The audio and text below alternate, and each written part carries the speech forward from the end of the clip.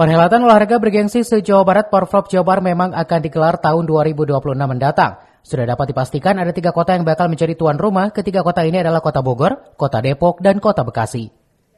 Saat ini inventarisir venue dari ketiga daerah tersebut terus dilakukan, salah satunya saja di Kota Bogor. KONI dan Dispora terus gencar berkoordinasi dengan cabang olahraganya guna mempersiapkan venue pertandingan.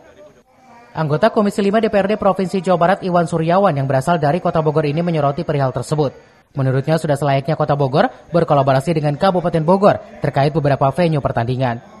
Karena di Kota Bogor sendiri mempunyai keterbatasan venue dengan cabang olahraga yang bakal dipertandingkan di Porprov mendatang. Kita harus memetakan dulu venue yang dimiliki oleh Kota Bogor, apakah sudah mencukupi semuanya tidak. Kalau belum kan berarti berkolaborasi dengan Kabupaten Bogor. Kan ada beberapa venue-venue nggak kan ada, model dayung. Mungkin kalau di Situ Gede mencukupi di Situ Gede, tapi kan itu belum dilihat.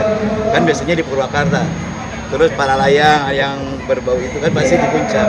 Jadi pasti akan kolaborasi, walaupun mungkin penyelenggaranya adalah Kota Bogor. Kita dulu udah bahas sih zaman Pak Diani juga ya. Itu Pak.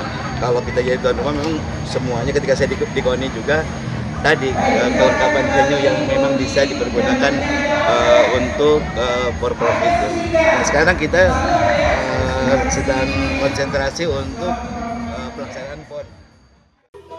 Dari Kota Bogor, Cevi Suryadi melaporkan.